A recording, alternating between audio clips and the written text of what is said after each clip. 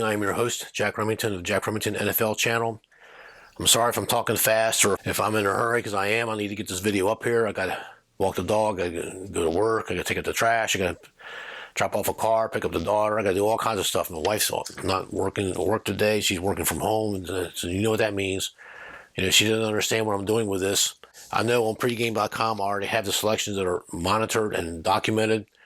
And they are the Rams, the Saints, the Texans, the Browns, and the Colts. And the Bills. I'm making some changes, and I told the people, I posted on pregame.com about a half hour ago, this is take 3. So I'm trying to get it right this time in my little home studio here. So these are the 5 picks for the simulator contest, as if I'm doing the Las Vegas Hilton Super Contest at the Westgate in Las Vegas. And those picks are the Jets +3. They're playing the Atlanta Falcons, and they're in London, and it's the time change game in a different country. And I'll talk more, and then they're both off next week. But I'll talk more about the Jets. And let me give the picks out, and then I'll do some talking if you were willing to listen. The home underdog, Houston Texans +9. They're hosting the New England Patriots. I'm keeping the Browns +2. They're at the Los Angeles Chargers. But there's 2 more changes. I'm taking New York Giants +7. They're at the Dallas Cowboys. I know I should have my head examined. And the Colts, the Indianapolis Colts +7 at the Baltimore Ravens. Okay, so those are my 5 picks. 5 picks. The Jets +3, Houston +9, Cleveland +2, the Giants +7, and Colts +7. It's a total dog ticket. And I went 1-4 last week. I needed some wins bad to get my credibility and my winning percentage back up there. It'd be really hard to get back up to the 87.5%. And the first game that came in last week was Washington, so you know, that put me at 92%. It would be really hard to get back up to 92%. I got to have a string of freaking winners, no losers. In other words, it's not going to happen.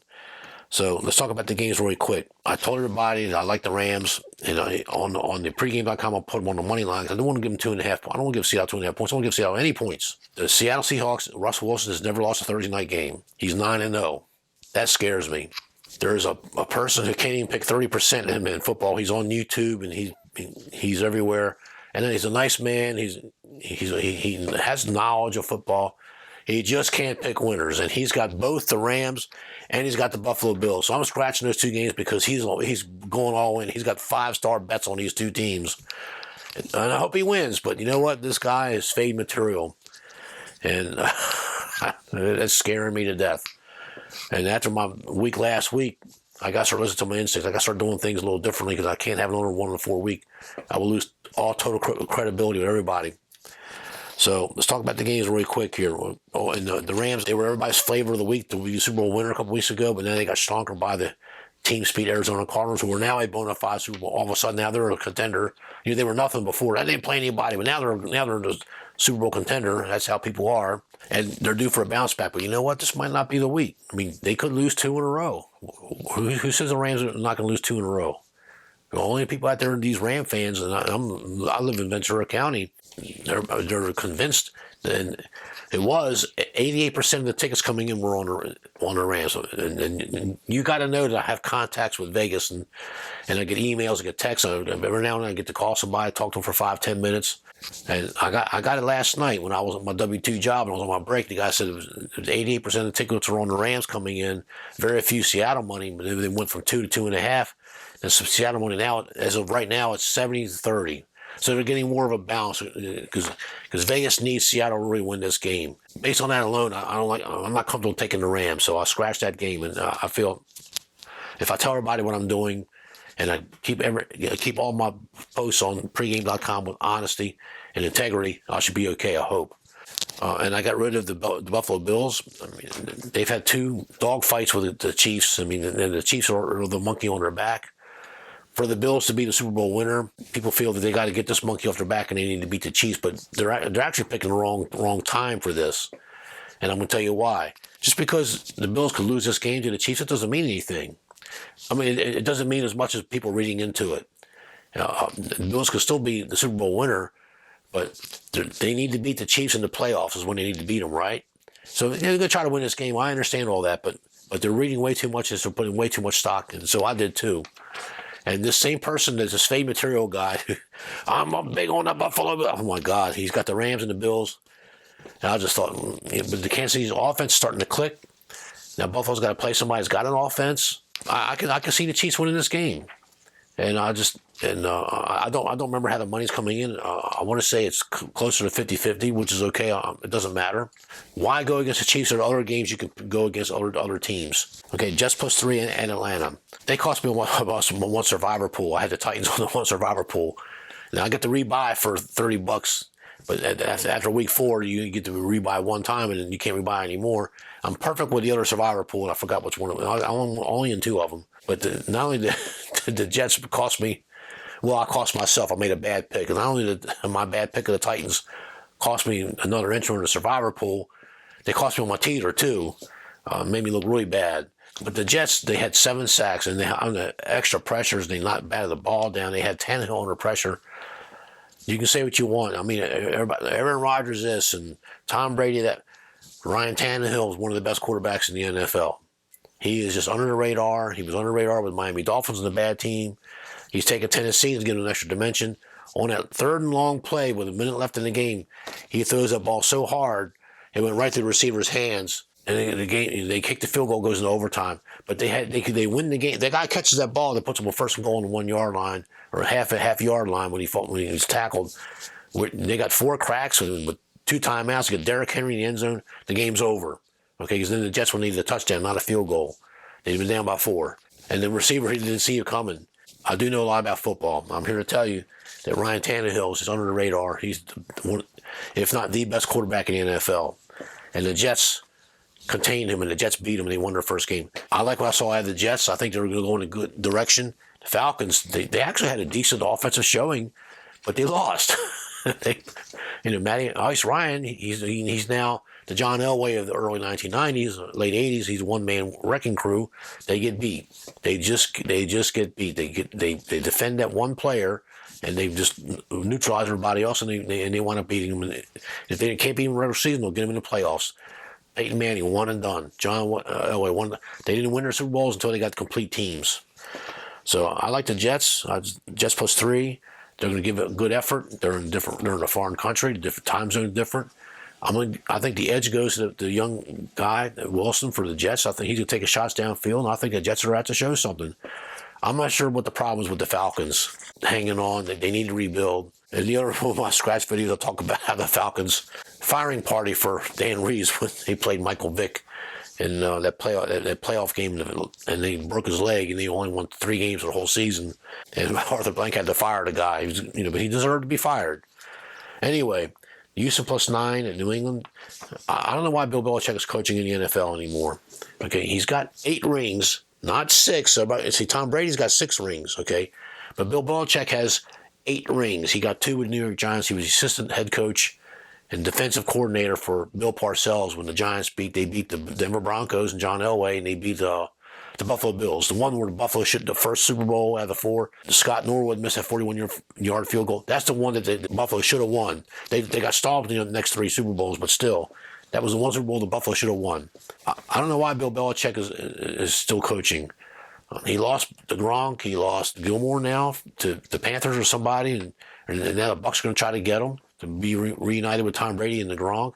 He lost Tom Brady. All coaches and all teams lose players. It's a revolving door. We all knew that. But I don't know why Bill Belichick is still coaching.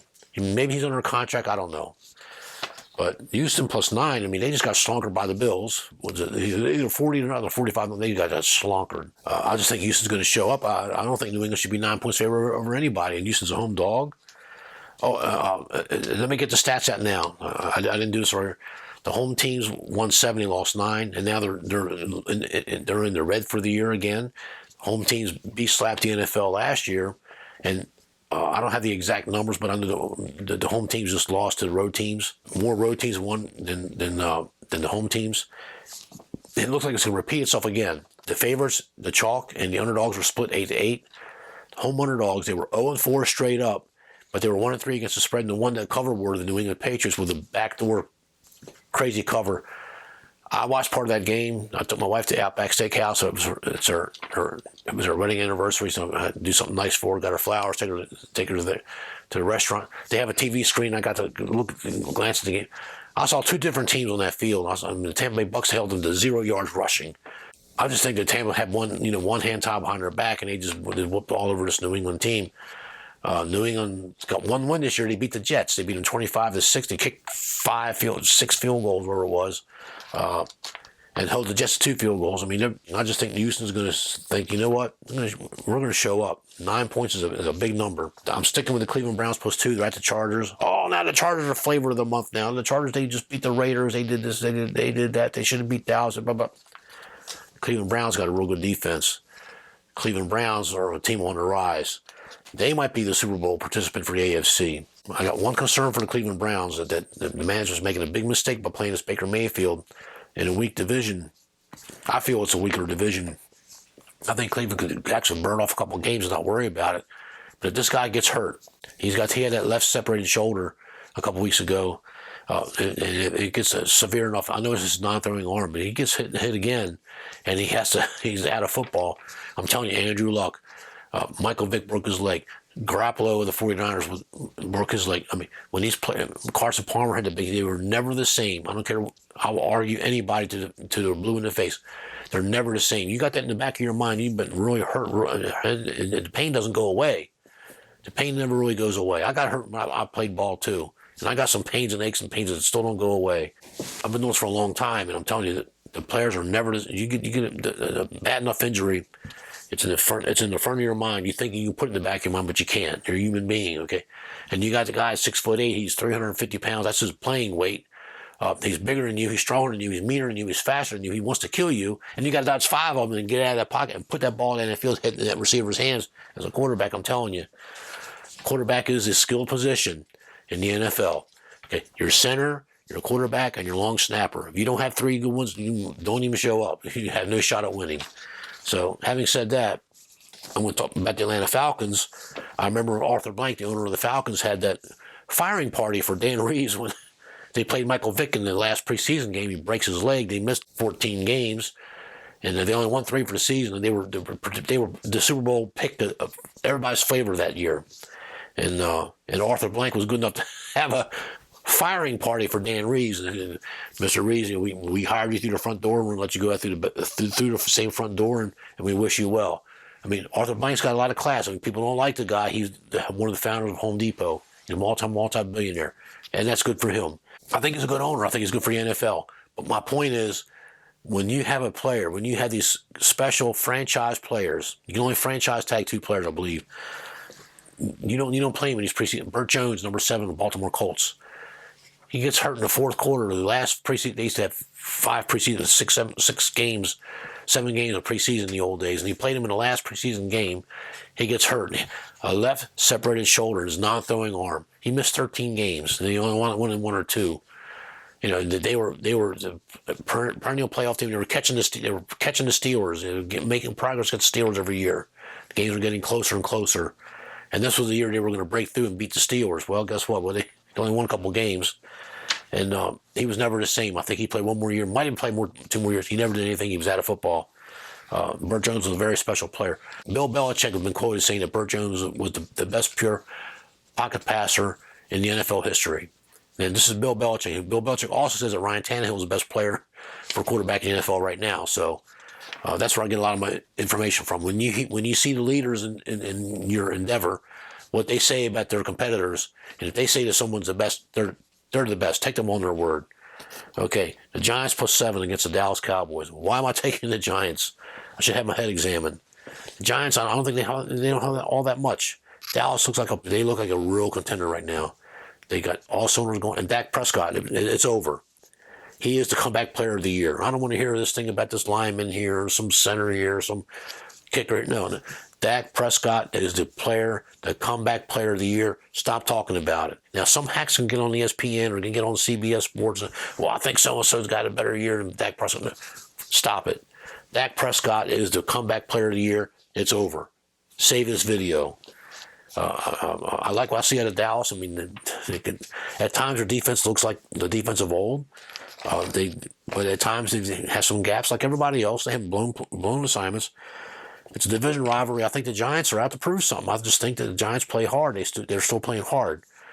And I think 7 points is a little. I'm looking for a backdoor cover. And Dallas has never been a really good home favorite team the last 5, 6, 7 years. Anyway, they might, relax a little bit. That's all it takes.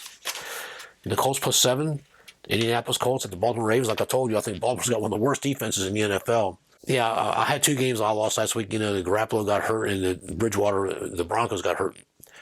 But I've won games like that too, and I'm pretty sure I posted something like that somewhere on pregame.com on my forums. But I'll wrap this up. And make it a better video here. I just think that the Colts, Carson Wentz he's got 2 sprained ankles. How does he walk? Well, he won last week. I mean, he looked okay, and he looked pretty good. If he is a momentum player, which I think he is, if he is a in shape player, used to working hard, gets into a groove player, gets into a good run, I think and this Baltimore defense is terrible. If he can just avoid getting sacked, which I think he will, Baltimore doesn't have no pass rush. I just think the Colts are going to keep it close. I'm not looking for a Colt win. I'm looking for, when I'm doing this, I have a complete dog ticket, by the way. I was 1-4 last week, and I had 3 favorites. Well, I deserve what I get. I deserve what I get. I deserve to get the pie in my face. I was going to have a skit where I was going to say, hey, I won't go 1-4 or 2-3. If so, I'll let you throw a pie in my face. And then my wife's going to hit me with some pie she had left over. But the studio is still not even finished. I mean, she said, no, we're not going to do that. When I need to bounce back, this is my bounce back week. I'm going to do what I do for years. I'm just going to have a complete dog ticket. And I may not even have it. I lost my teeter last week. I might not even do a teeter this week, but we'll see. Any other changes and additions will be a separate video, but I'll make sure it's up before Sunday. I'll have it up by Saturday. New fun league, the National Football League. Let's make it fun. But always great day to be an American. The new fun league. Enjoy this hobby. Entertainment only. Thank you. Stay tuned for the next video. Thank you.